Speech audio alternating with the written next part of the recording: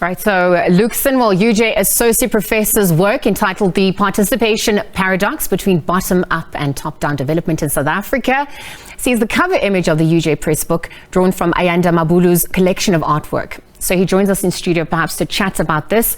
Marikana's memory, the brush is mightier than the bullet. A very good afternoon to you. Thank you for your time with us here, Luke. Good afternoon to you too. Thank you for having me. All right, so obviously Ayanda has an exhibition that's coming up. It's entitled Marikana's Memory, the brush is mightier than the bullet. Perhaps for context, you can explain what that is all about and what it focuses on. Perhaps before we delve into what's on offer here.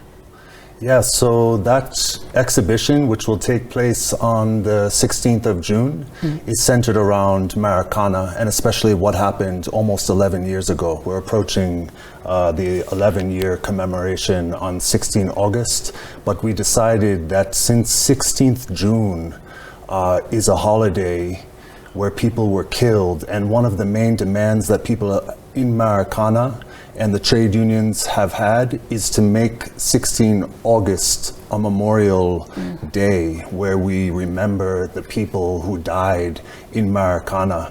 And the title, Marikana's Memory, speaks to the idea that we need to remember Marikana on the terms of the people who actually experienced it, the families and the people who still live there, the people who are still living in shacks, who when political parties come there every year to commemorate, they don't benefit and they almost don't even see the reason why they should be there.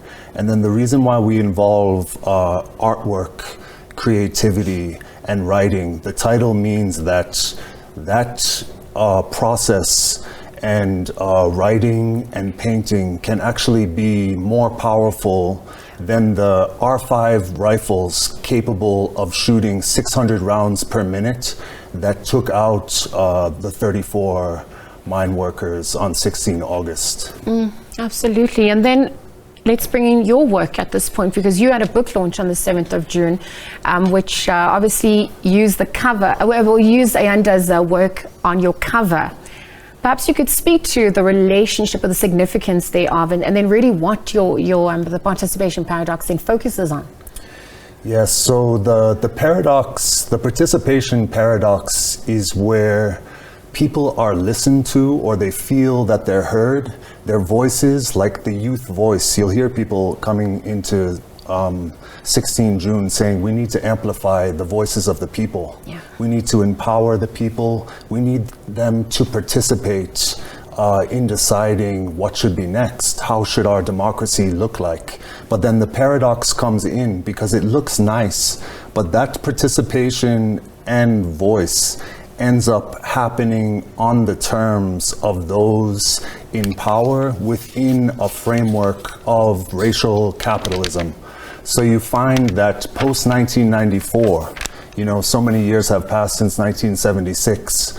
1994 happened, but systems of oppression actually mutate. Yeah. So apartheid itself mutated. At times it had to listen to the people. And then in 1994, people got the right to vote, but racial capitalism changed.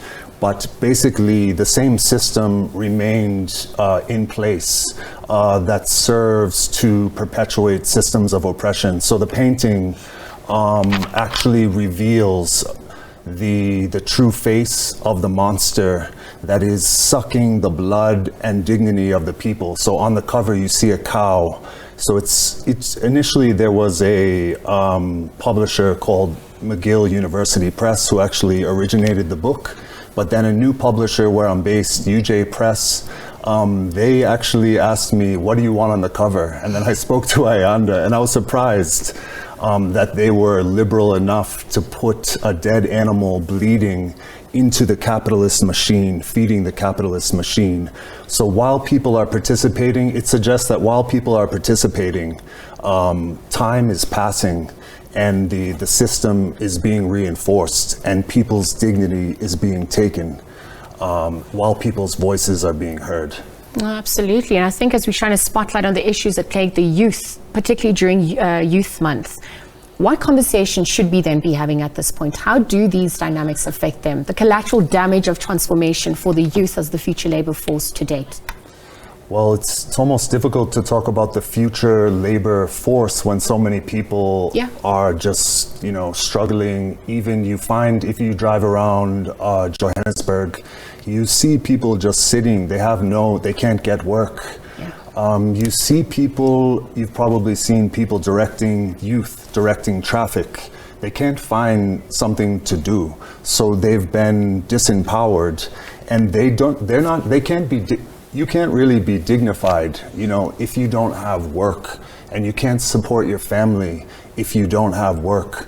So the point of having this on 16 June is to bring it to the university, to link the different things together, and to get people to think about, to conscientize people through art, through scholarship, to get them to think about the underlying processes that are at place so that they can be hopefully engaging in dialogue.